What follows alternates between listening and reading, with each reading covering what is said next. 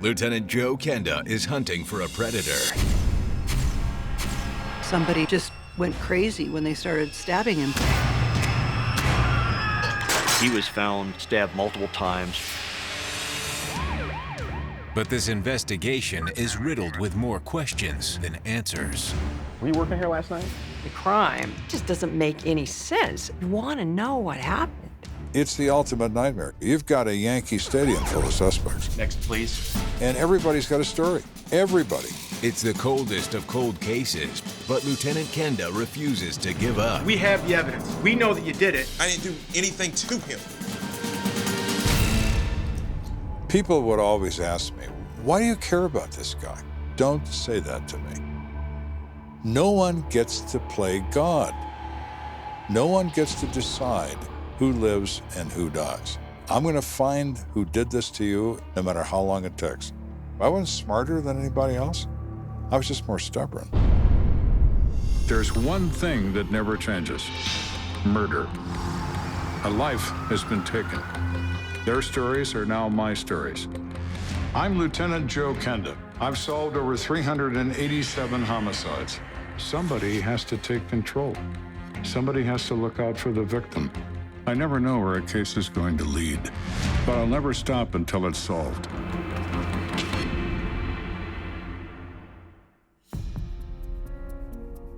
It's a sleepy Sunday morning in Colorado Springs.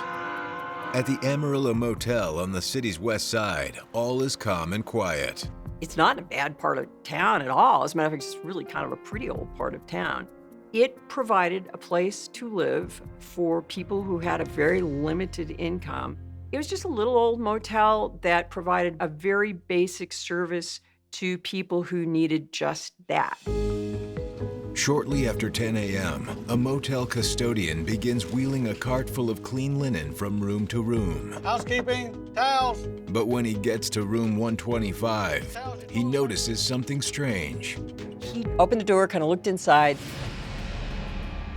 Hey, buddy. The staff there looked in on him and, he was propped up against a couch. They thought that he'd been drinking and was just passed out. The custodian moves in for a closer look and makes a shocking discovery. Discovered that he was dead as a doornail. There was blood everywhere. He flees the room and immediately calls 911. Across town, Lieutenant Joe Kenda is getting in a morning jog when his pager lights up. It's from dispatch. When that rings in my line of work, the rest of my world stops. I have to go to work. The West Side was the first neighborhood that existed in Colorado Springs. So you have a low level of criminal activity that's fairly constant, but it's not very serious. But as soon as Kenda rolls up to the Amarillo Motel and steps into room 125, he knows the crime scene is as serious as it gets.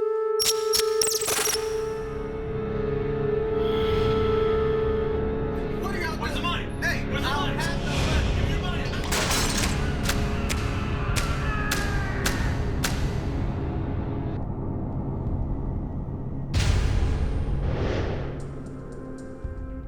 There's obvious signs of a struggle. Furniture's knocked over. There is blood everywhere. And our victim is soaked in blood. He has been multiply stabbed in the chest. When someone is stabbed and they've been dead for a period of time, the stab wound itself becomes elliptical in shape, and to the unpracticed eye, it doesn't look like a stab wound. It looks like maybe a shotgun wound. So you take your fingers, wearing a rubber glove, of course, and you close that wound. And when you close it with your fingers, you can see the perfect outline of a blade. In doing so, Kenda determines that the wounds are made by a single-edged knife, approximately 2 inches wide. Do we know who he is? Yeah, the Vic's name is Eric Houston. Eric only lived there for 2 weeks. He had just moved into that motel. It looks like a possible robbery. Something's missing. As we continue to look around, we see broken stereo wires where something has been pulled away. So we have theft of probably some type of electronics, There's a bottle of vodka sitting on the table that's still standing there. The cap is off. There's some of it missing. After sending the vodka off to be fingerprinted, Kenda orders the body to be bagged and tagged. He then turns his attention to the blood evidence, which in this case speaks volumes. In some knife cases where a person's stabbed multiple times, and as the arm is swinging back or away, there's cast off of the blood from the knife. In addition, Kenda notices a series of perfectly round red droplets throughout the room. We find a great deal of blood evidence in this place that's gravity bleeding. And what I mean by that is blood dropping from a wound. And it's in the sink, and it's close to the body of the victim. The gravity bleeding provides Kenda with some telling information about the crime and the killer. Whoever did this got cut. If you're fighting with somebody struggling and you're using a knife as a weapon, and should that knife become blood covered and your hand become blood covered, obviously it's gonna act as a lubricant. The stabber's hand will often slip down the knife, cutting his hand seriously because he's busy attacking this person with great force. That drop bleeding is coming out of that suspect wound. What'd you find? Looks like we've got gravitation bleeding. While CSIs gather samples of the killer's blood, Kenda has his men start making calls. I need you to contact all the medical centers. Have them be on the lookout for anyone with any lacerations, especially on their hands. It is a routine when you discover or you believe that your perpetrator is hurt. You contact all the hospitals, all the Medicare centers, all the places that do treatment of people who walk in off the street, asking all of these places to notify you if someone comes in with this kind of injury. As the calls go out to local hospitals, Kenda steps out back to survey the exterior of the Amarillo Motel. This motel has been in business for a great number of years. It's an old building, multi-storied, rooms on both sides. I talked to the hotel manager? Yeah, office is just over there. Kenda knows many of the Amarillo's low-income residents are wary of police. Yes. Do you have a manager on duty? Yes, we do. So he starts by questioning the motel's manager. Excuse me, sir? Yes. How you doing? I'm Detective Kenda. Can you tell me a little bit about Eric Houston? Sure. He was one of our tenants here. Is he the only one registered with the room? Just him. As far as the manager of the motel was concerned, Eric was a model tenant. Was he close to anyone here or have any friends? I believe he was close with a guy named Jimmy McDonald. Can you take us to his room? Of course.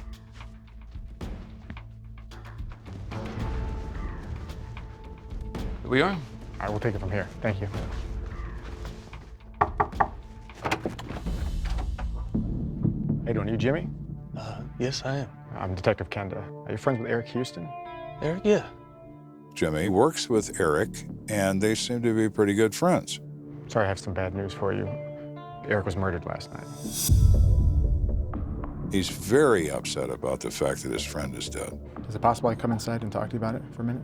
Fighting back tears, Jimmy invites Lieutenant Kenda into his room. Why don't you run outside and see if the uniforms found anything? Yeah, sure thing. Can you tell me how you knew Eric? We work together. We work at Goodwill Industries. So what do you know about Eric? He was a good guy. Came from a good, loving home.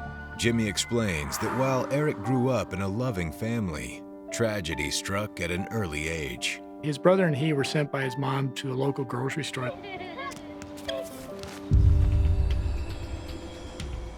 On the way there, he was hit by a car.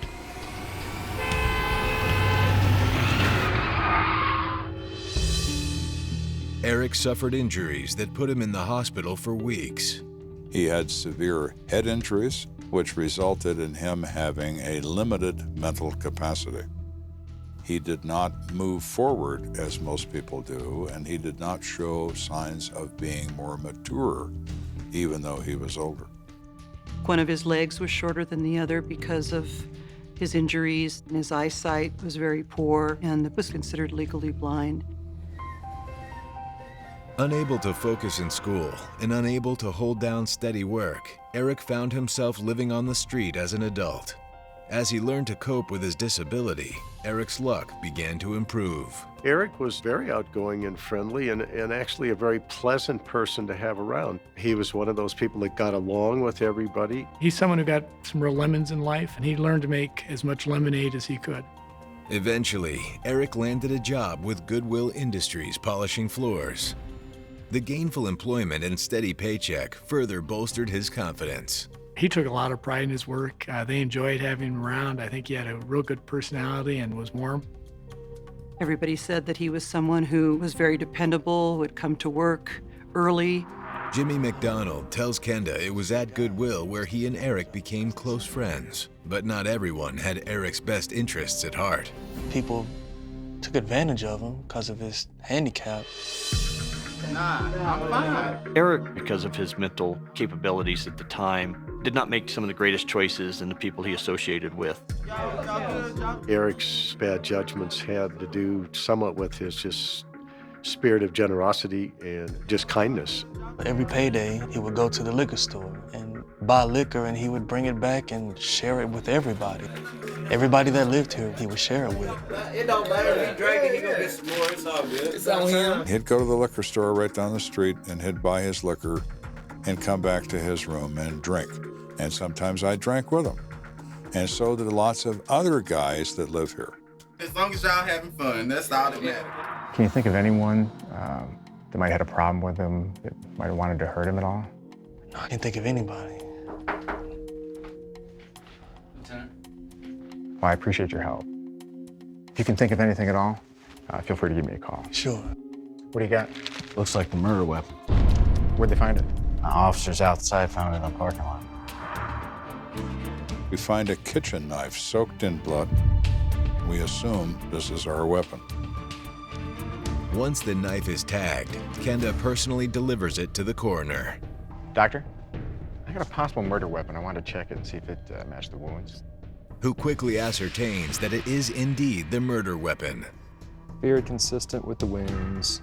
But that's not all he discovers. 27 stab wounds, punctured both lungs, heart, liver, spleen.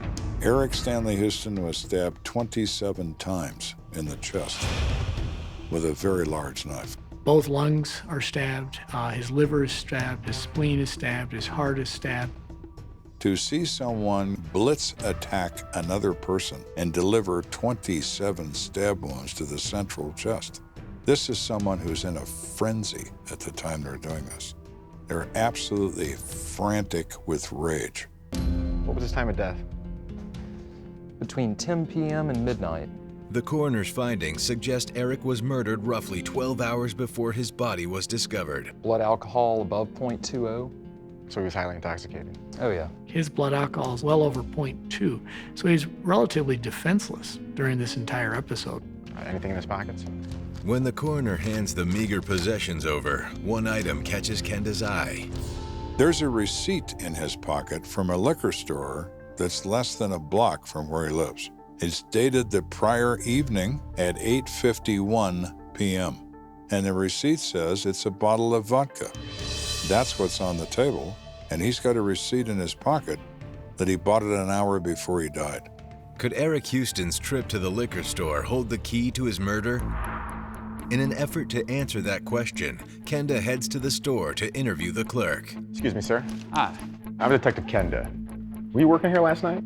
Yes, I was. Do you know if an Eric Houston came in? Yeah, Eric came in and bought a bottle. Hey, how you doing? Hey, Eric. The guy does remember because Eric is a regular. You doing all right? I am about to go have a couple drinks with some buddies of mine. That sounds like fun. Was he by himself? He was by himself. There was another guy out in the car. When that clerk tells us he got into a car that someone else was driving, and it's an hour before the time frame of his death, whoever is driving that car is now the focus of our attention. Who is this guy?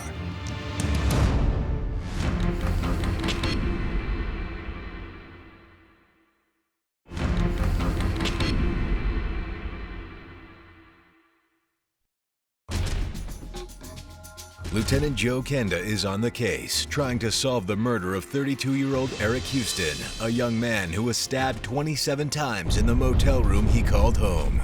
He fought for his life, and it wasn't enough. He was overcome and murdered. It is an evidence of incredible violence that most people never see.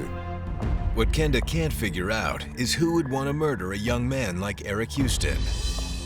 A receipt discovered in Eric's pocket might hold a clue. In looking at that receipt, we were able to identify the liquor store and the time of sale to be approximately 8:51 on the evening of the 8th. The receipt is for a bottle of vodka, presumably the same bottle of vodka CSI collected at the crime scene. In speaking with a liquor store clerk, he's learned another crucial bit of information. Excuse me, sir. Were you working here last night? Yes, I was. Hey, how you doing? He came in the store and he bought the bottle, and I kind of spoke to him. You doing all right? Hey, Eric, what's happening? You know, and Eric said, oh, me and my buddy are going to have a few drinks. I watch him walk out, and I see him get in a car, and there's another guy driving, and the car pulled away. Since he didn't drive, he had friends that would take him around. Is that the right time? About 8:50? Yep, that's about the time. The clerk's statement places Eric Houston with this mystery man just hours before his death. Thank you. And gives Kenda his first solid lead.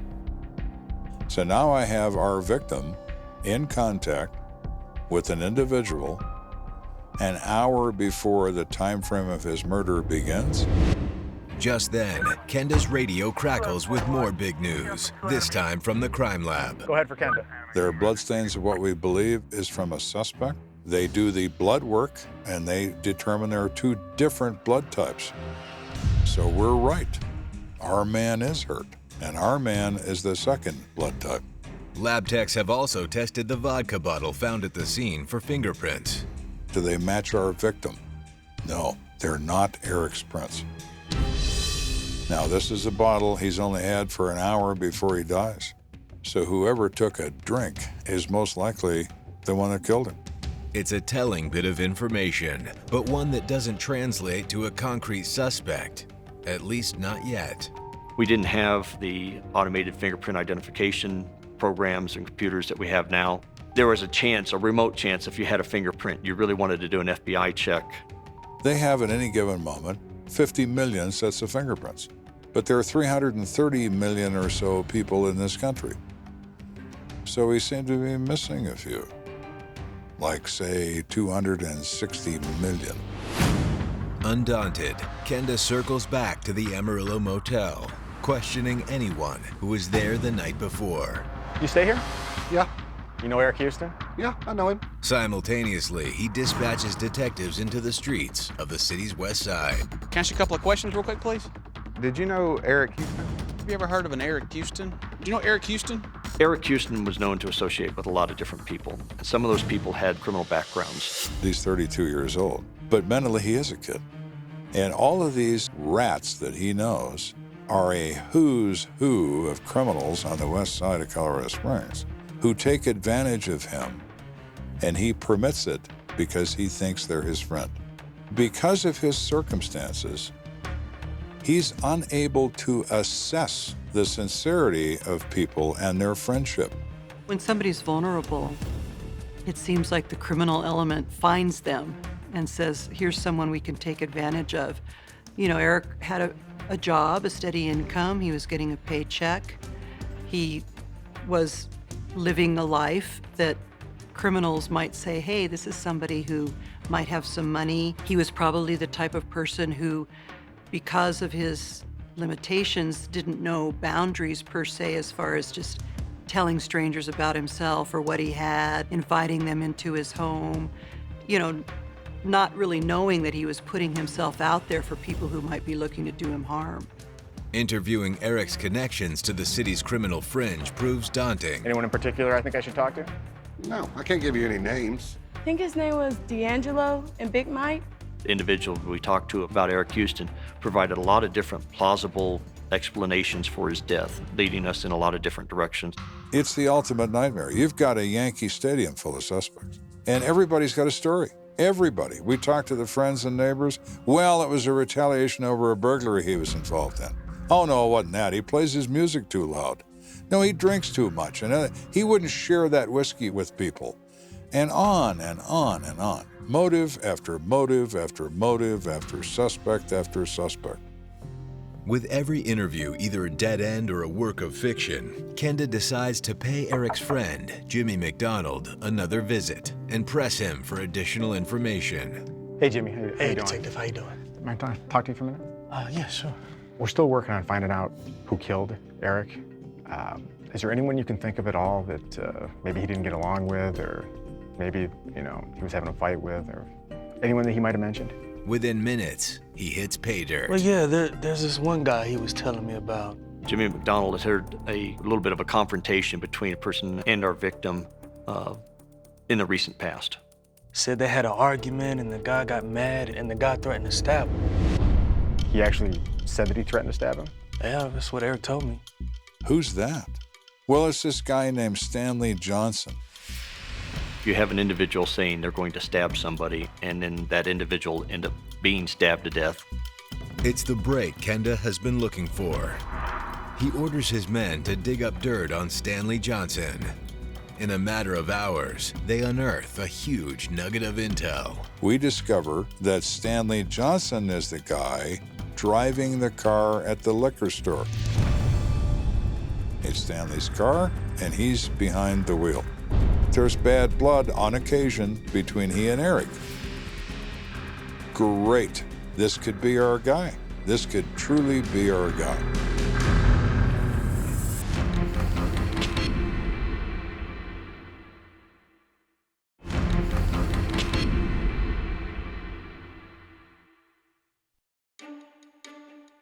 Thanks to a tip from a man named Jimmy McDonald, Lieutenant Joe Kenda has set his sights on one Stanley Johnson, the new prime suspect in the brutal stabbing death of 32-year-old Eric Houston. Jimmy McDonald has heard a little bit of a confrontation between a person he identified as Stanley Johnson and our victim in the recent past. He said he was really mad at Eric, and he was going to stab him to death. By having his men pound the pavement, Kenda has determined that Stanley Johnson drives a car identical to the one Eric Houston was seen in just prior to his murder. So here we are. We've got Stanley. He wants to kill Eric. He says he's going to stab him to death, and he's with him an hour before somebody does stab him to death. Close enough for me. Let's bring Stanley in and see what he's got to say for himself. Stanley, why don't you tell me how you know Eric Houston? He immediately says, look, I'm friends with Eric. Sometimes I'm enemies with him. We have words. We wouldn't argue with each other. He threatened me, I threatened him. Nothing really happened. It's all just talk. I never hurt him. I didn't do this. Deny, deny, deny. Well, you did drive him to the liquor store the other night? Yeah, I drove him to the liquor store. We went over to the liquor store, and I was driving. What happened? He went in, he grabbed the bottle. And so I took him back to his motel, and I dropped him off. Did you go in the motel? No. Where'd you go? I went to a separate party. You got people there that'll verify that? Absolutely. And you were there the whole time? The whole time. All right. Give me their names and numbers. Gives us names, gives us an address, times. Want to check on those? Sure. So if you had nothing to do with this, you won't mind giving us your fingerprints and a blood sample?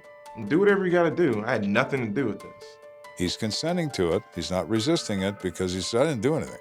He's not afraid of the police. He's not nervous about the police. He's been in jail before. He knows what that's about. But the fact that we're accusing him of killing his friend, that made him mad. Left hand, please. There is the possibility the suspect could be bluffing. So while the fingerprints and blood samples are being analyzed, Kenda turns up the heat on Stanley. Why don't you tell us what really happened? I already told you what happened. We have the evidence. We know that you did it. This is your chance to tell us why you did it. I didn't do anything to him. We're having a wonderful time until my lab man knocks on the door. All right, what do we got? Nothing. What do you mean nothing? I mean nothing.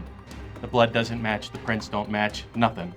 It's not his prints. It's not his blood either. Oh, crap.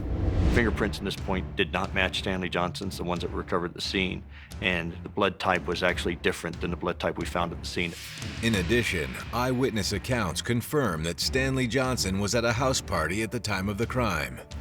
Kenda has no choice but to release him. Now at this point, although we have a lot of reasonable suspicion, that's been shot by the fact that we now have physical evidence that is not going to tie him directly to our crime scene. It indicates that somebody else is the actual suspect in the case.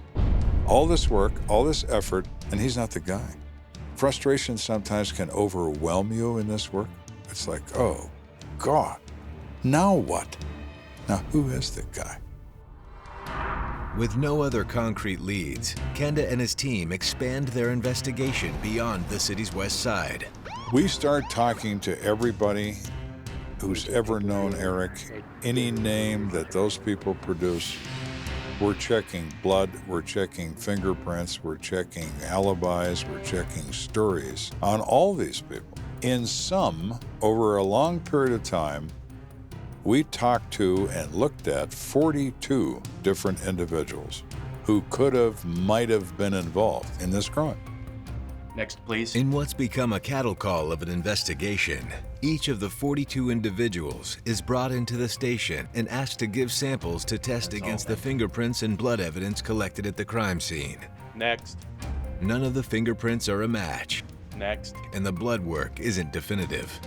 Of those 42 people, about 25% of them match the general blood type. But blood examination at that time in the late 1980s was based on antigen levels of human blood.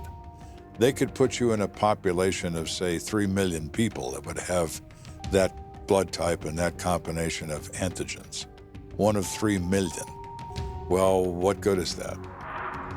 But Kenda refuses to give up. And while questioning yet another friend of Eric's on the street, a familiar name resurfaces. Anyone in particular? You know anything about Arthur?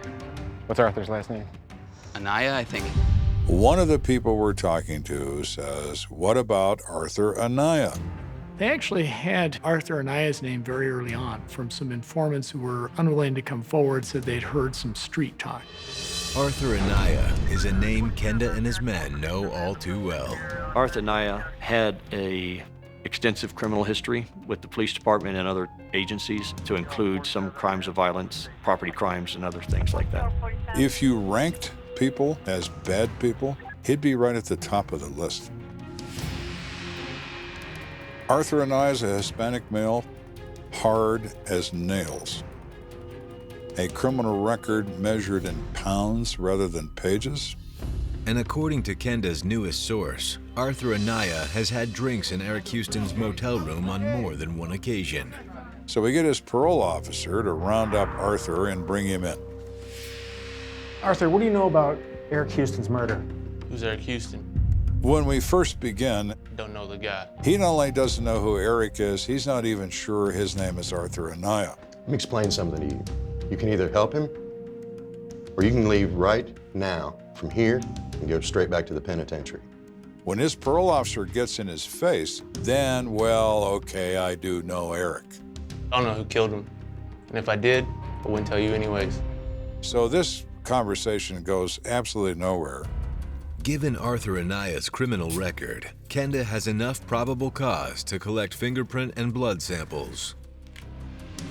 But the results are inconclusive. All we could say is his blood type was consistent or similar to the type of the potential suspect. His fingerprints don't match to the prints on the bottle. And we have nothing. We have no one saying he said this, he did that. We just have him knowing Eric. So we let him go. With no other leads, the case once again grows cold. When cases start to go cold, people on the street lose interest in Eric.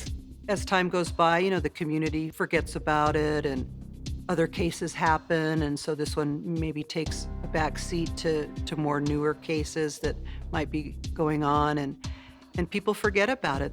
The street goes quiet. Nobody has any more opinions to offer. Nobody wants to finger anybody. Days turn into weeks, then into months. Years pass, and Kenda is no closer to solving the case than the day Eric Houston died. These kinds of cases would eat at me, just eat at me. The case went cold for quite a period of time. You really want that one lead or that break in a case. I would sit in my office and talk to him like he could hear me. You know, Eric, I'm doing everything I can here. We're not giving up. We're not going away. We're not ever going to give up. Finally, on a warm September morning 4 years later, Kenda receives a tip, one that instantly brings this cold case to a roiling boil. What is it? One of my detectives comes in and says, hey, I just got off the phone with the Colorado State Patrol. State police just picked up a hitchhiker. He says he's the guy who killed Eric Houston. Really?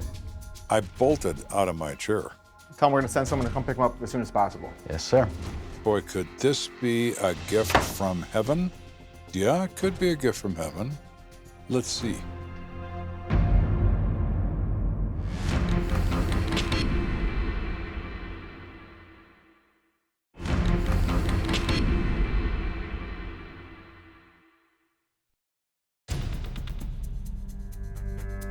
For nearly 4 years, Lieutenant Joe Kenda has been trying to track down Eric Houston's killer.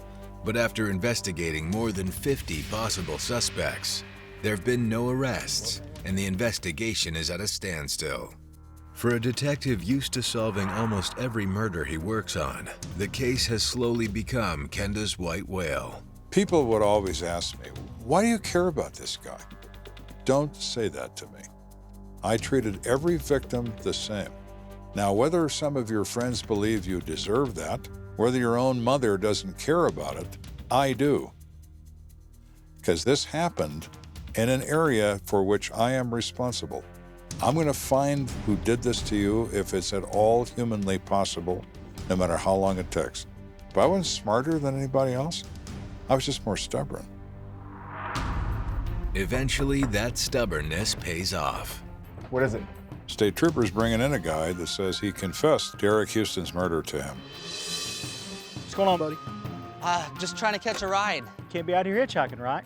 According to the state trooper, he'd recently stopped a hitchhiker on the side of the road. Upon questioning him, the drifter made a startling confession.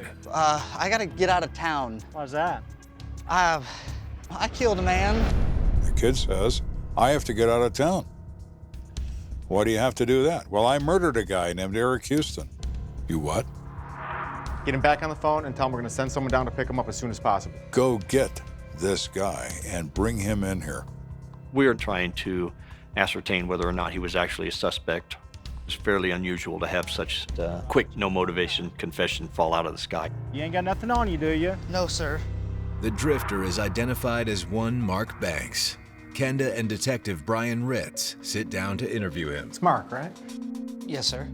I'm introduced to Mark Anthony Banks. He is a male in his late 20s, pleasant enough guy. Sorry, so sorry. He's very repentant, wants me to know that. He's very sorry for what he's done, but he's here because he can't live with his guilt any longer, and he wants to tell us about this crime. We met at the Plasma Center downtown. People who are down on their luck donate their blood for money. It's a very common thing among street people that they meet their friends at the Plasma Center. We basically hit it off. Mark states that he and Eric became fast friends, often hanging out at Eric's place, room 125 of the Amarillo Motel. That's where he stayed. That was our place. We would drink there all the time. He goes on to say that he went there that night, the night of the murder. We're going to have a drink with Eric. He said they got in an argument over the liquor they were drinking. He found a knife in there, and he killed Eric with it, stabbing him many times. Mark Banks seems willing, even eager to answer all of Kenda's questions. But Kenda senses something's not quite right. He is repeating information that was routinely reported in the press for an extended period of time. Does he know this because he was there, or does he know this because he reads the paper and watches TV? When we're interviewing Mark Banks, obviously what we want to do is find out what he knows that's more than what the common person would have read in the paper. We want him to be able to tie the scene together completely. So we're confident that he was there. So I asked him a critical question. Did you hurt yourself at all while this was going on? What do you mean? What I'm saying is, did you maybe like cut your hand on the knife or hurt yourself some other way? The fact that Eric's killer suffered a deep wound at the crime scene was never revealed to the press. Kenda and Ritz are anxious to hear Mark's response. He was the only thing that got stabbed.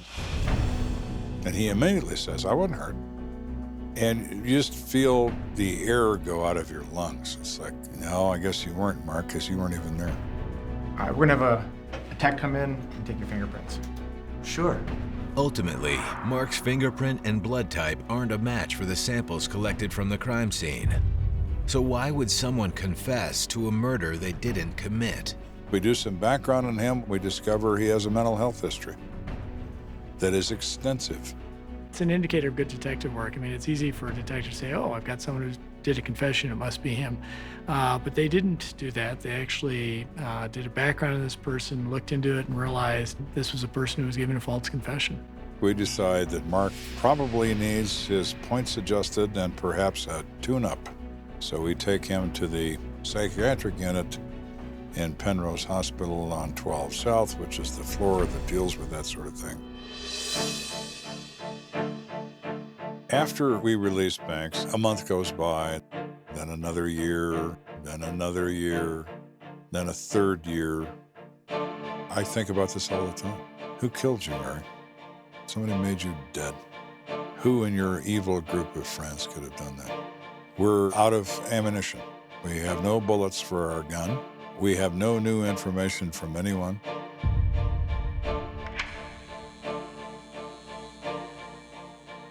You know, it's kind of like, well, here's a case that after all this time probably won't be solved. But on a chilly spring morning in March 1995, nearly 9 years to the day after Eric Houston was murdered, Lieutenant Kenda receives a new lead. One of my detectives comes into me and he says, Lieutenant, we've got a informant that's come forward on the Eric Houston case. Really? That caused me to sit up straight behind my desk, and I said, so how good of an informant is he? He's as good as they come. He's from that area and knows a lot of people. Why now? Why 9 years later? I'm suspicious already. I think, here we go again, another Mark Banks. According to the detective, his source is a man who for years made his home on the streets of Colorado Springs' west side. How do we know he's legit? He hung around the Amarillo Motel quite a bit and knows a lot of those people. Now that works very well. All right, get him in here. When the informant arrives at the station, he insists on remaining anonymous. I'm Detective Kenda. Come and do you have some information for us about Eric Houston's murder? I do, yeah. Before I say anything, though, I'd really want to make sure that my name isn't going to get out to anybody. That's not a problem at all. I was partying with a bunch of friends. He says that he is having a conversation with a lifelong acquaintance within days of Eric's murder, that he and a friend of his are with this individual discussing their criminal exploits when this third person says to both of these guys, I'm Eric Houston's killer.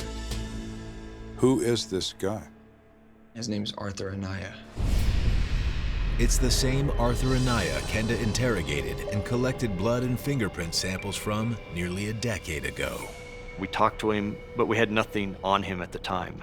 Arthur tells both of these guys that Arthur and his good friend, Bobby Lee Chavez, decide they're going to rob Eric Houston. So they go over there to Eric's place. They confront Eric. They demand money. I know you got it. I don't have any money. Dude, don't lie to me. On the table. I know you got money. Don't lie to me. He tells him he's broke. The last thing he had money for, he just bought a bottle of vodka. And Arthur goes off. He's got a temper on him. He just freaks out. And Bobby takes the guy's liquor and starts drinking a bottle of his liquor. Look, he's drinking it, man. When Eric protested, Arthur Anaya flew into a rage. He grabbed a nearby kitchen knife and stabbed Eric with it over and over and over. And he got cut when he did that. And it hurt. And he was trying to stop the bleeding in the sink. According to the informant, after Arthur Anaya and Bobby Chavez realized Eric was dead, they stole his stereo and fled the scene. Grab stereo, man. He took his boombox and his stereo receiver. Now, the press never knew that there was property missing out of that room. And this guy just identified it. And that's not the only reason Kenda likes this informant's story. It explains why the original fingerprint and blood analysis done on Arthur Anaya wasn't a complete match for the killer. The fingerprints are not matching up. The blood type did. We always assumed it was one guy. He says it's two. I always assumed that the prints and the blood would be from the same person. I was wrong. We asked the informant after he told us this story of how Arthur killed Eric, why did you keep this a secret? Because Arthur looked at both of us when he realized what he'd just done, that he had confessed to a murder. And he said, if you ever tell anybody this, I will kill you and your families. They believed him. It's the ultimate breakthrough in a case that's haunted Kenda for nearly a decade. When we talked to Arthur Anaya in January of 1987, I had nothing to pressure him with. Now I'm in a different position entirely. I have a lot of information, and I'm about to get more. Where is he? He's somewhere, and I don't know where. We need to find this person.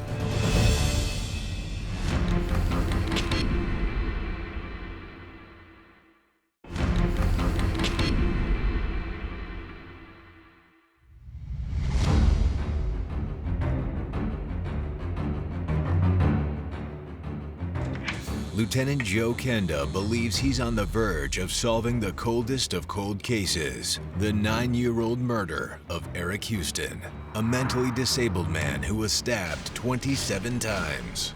Eric's justice waited 9 years. It's time for Eric to be put to rest, and it's time for the people responsible to pay the price.